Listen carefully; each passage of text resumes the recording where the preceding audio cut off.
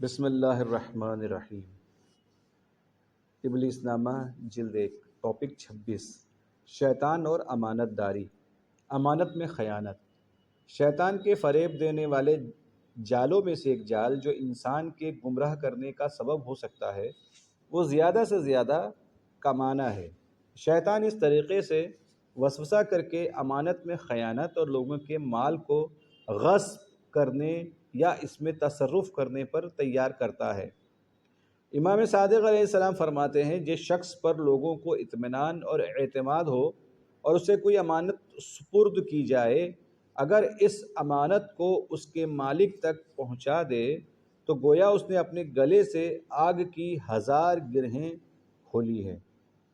لہٰذا امانت داری کے معاملے میں ہوشیار رہو اور اسے مالک کے حوالے کرنے میں کوتاہی نہ کرو، کیونکہ جو شخص کسی چیز کو اپنے پاس بطور امانت رکھتا ہے، ابلیس اس کے اوپر اپنے حوالی موالی 100 شیطانوں کو مسلط کر دیتا ہے تاکہ وہ اسے امانت کو ادا کرنے سے روکیں اور وسوسہ کر کے اسے گمراہ کرے اور اس کی بدبختی کا سامان فراہم کرے۔ ٹاپک 27 ابلیس اور فرعون، خود پرستی۔ جناب موسیٰ علیہ السلام کے زمانے کا سرکش فرعون اور اس قدر مغرور ہو گیا تھا کہ ان کی دعوت کے مقابلے میں صاف صاف کہتا تھا، اگر میرے علاوہ تم نے کسی اور کو اپنا معبود بنایا تو میں تمہیں قید میں ڈال دوں گا۔ دوسرے مقام پر فرعون کی زبانی نقل ہوتا ہے، وہ اپنے درباریوں سے کہتا ہے، فرعون نے کہا، میرے زعماء مملکت، میں اپنے علاوہ تمہارے لیے کسی رب کا علم نہیں رکھتا۔ اس کے بعد اس نے اپنے پیر پھیلائے اور اس کا غرور آسمان پر پہنچ گیا اور اس نے کہا، میں ہی تمہارا سب سے بڑا پروردگار ہوں، انا ربکم الاعلی۔ ایک دن فرعون حمام میں تھا کہ شیطان انسان کی صورت میں ظاہر ہوا۔ فرعون کو بلا اجازت آنے والے پر بڑا غصہ آیا۔ ابلیس نے اس سے پوچھا، پتہ ہے میں کون ہوں؟ فرعون نے پوچھا، کون ہو بتاؤ۔ ابلیس نے کہا، تم مجھے نہیں پہچانتے جبکہ تم نے مجھے پیدا کیا ہے۔ شیطان کی یہی بات اس کے دل میں بیٹھ گئی اور جس طریقے سے مشک میں ہوا بھر دی جائے اس نے اسے مغرور بنا دیا کہ وہ کھلم کھلا یہ اعلان کرے، میں تمہارا بڑا پروردگار ہوں۔ آخرکار خداوند عالم نے اسے اپنی بدترین سزا میں گرفتار کر کے دریا میں غرق کر دیا اور اس کے بعد دوزخ کے عذاب اور برے انجام سے دوچار ہو کر دوسروں کی عبرت کا سامان ہوا۔ قرآن کریم کا ارشاد ہے، خداوند عالم نے فرعون کی سرکشی اور غرور کی وجہ سے اسے دنیا اور آخرت کے عذاب میں مبتلا کر دیا تاکہ اس کی ہلاکت سے معرفت والے عبرت حاصل کریں اور سرکشوں کو ان کے غرور کا انجام معلوم ہو جائے۔ ٹاپک 28 ابلیس اور فرعون، حماقت۔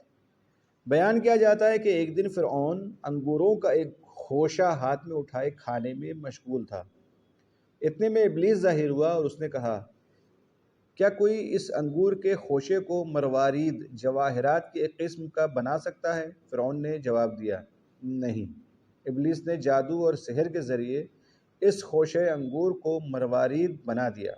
فرعون کو بڑا تعجب ہوا، اس نے کہا، واقعاً تم تو استاد نکلے۔ یہ سنتے ہی ابلیس نے اسے ایک زوردار تماچا مارا اور کہا، اس استادی کے باوجود میری بندگی قبول نہیں ہوئی تو اس حماقت کے ساتھ خدائی کا دعویٰ کس طرح کرتا ہے؟ ٹاپک 29 ابلیس اور فرعون، غفلت، گمراہی، بے خبری۔ ایک رات ابلیس ملعون کسی کام سے فرعون کے پاس آیا اور اس نے دروازہ کھٹکھٹایا۔ فرعون نے اندر سے ہی چیخ کر پوچھا، کون ہے اور کیا چاہتا ہے؟ شیطان نے ریاح خارج کی اور کہا، یہ تیری داڑھی کے حوالے جو خدائی کا دعویٰ کرتا ہے اور یہ نہیں جانتا کہ میں کون اور کیا چاہتا ہوں۔ ایسے بہت سے لوگ ہیں جو اپنے مغرورانہ خیالات سے صراط مستقیم سے منحرف گمراہی کے سراب میں حیران و سرگرداں ہو کر ابدی ہلاکت میں گرفتار ہیں۔ خدایا ہم اس غرور، غفلت، بے خبری، گمراہی اور ہلاکت سے تجھ سے پناہ مانگتے ہیں۔ ٹاپک 30 ابلیس اور عبادت سجدہ۔ جو اہم مسائل شیطان کو فریاد و فغاں پر مجبور کرتے ہیں اس میں سے ایک چیز سجدہ کرنا ہے۔ یہی وجہ ہے کہ امام صادق علیہ السلام فرماتے ہیں اپنی یومیہ نمازوں میں رکوع و سجود کو طول دو، کیونکہ ایسی حالت میں شیطان اس کے پیچھے سے چلا جاتا ہے اور کہتا ہے لعنت ہے مجھ پر، یہ شخص اطاعت کرتا ہے اور میں نے نافرمانی کی، یہ سجدہ کرتا ہے اور میں نے سرکشی کی۔ جب مجھے آدم علیہ السلام کو سجدہ کرنے کا حکم دیا گیا اور میں نے نہیں کیا۔ ایک دوسری روایت کے مطابق جب انسان واجب سجدے والی قرآن کی آیت پڑھتا ہے اور فوراً سجدہ کرتا ہے تو شیطان ایک گوشے میں جا کر بیٹھ جاتا ہے اور اپنے اوپر لعنت بھیج کر زار و قطار روتا ہے۔ ٹاپک 31 ابلیس اور حسد نماز۔ حضرت علی علیہ السلام فرماتے ہیں جب کوئی مسلمان نماز کے لیے کھڑا ہوتا ہے تو ابلیس ملعون اسے حسد کی نگاہ سے دیکھتا ہے، کیونکہ وہ جانتا ہے کہ خدا کی رحمت نے اس نمازی کو سر سے پیر تک اپنے گھیرے میں لے لیا ہے۔ ایک روایت پیغمبر اسلام صلی اللہ علیہ وآلہ وسلم سے اس مضمون کی نقل ہوئی کہ آپ علیہ السلام نے فرمایا جب تک مسلمان خاص کر مومن اپنی پنجگانہ نمازوں کی حفاظت کرتا ہے اور اسے وقت پر ادا کرتا ہے اور وہ ایک طرف نماز کی حقیقی روح اور اس کے باطن سے آشنا ہوتا اور آداب و احکام نماز کو صحیح طریقے سے بجا لاتا ہے تو شیطان ملعون اس کی طرف سے ڈرا اور خائف رہتا ہے اور اس سے بھاگتا ہے۔ لیکن اگر مومن روح نماز سے آشنا نہ ہو، اس کے آداب و احکام کی رعایت نہ کرے اور ان امور کو ضائع کرے تو شیطان اس کے مقابلے میں جری ہو جاتا ہے اور اسے گناہ کی وادی میں ڈھکیل دیتا ہے، یعنی اسے ایسے امور انجام دینے پر تیار کرتا ہے جو بڑے گناہوں کا سبب بنتے ہیں۔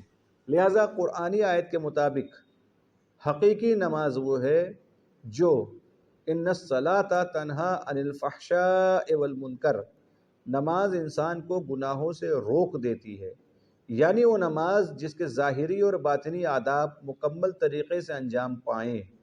لہذا موحد مومن اور مسلمان کو جان لینا چاہیے کہ اگر وہ گناہ کا مرتکب ہوتا ہے تو اس کی وجہ یہ ہے کہ وہ اپنی نماز کے ظاہری اور باطنی آداب کی رعایت نہیں کرتا اور نماز کی روح سے وہ مکمل طریقے سے بے خبر ہے۔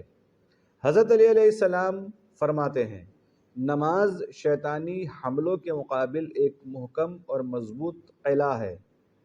حضرت علیہ السلام دوسرے جملے میں فرماتے ہیں نماز خدائے رحمان کی پناہ گاہ اور قلعہ اور شیطان لعین کو دور کرنے والی ہے۔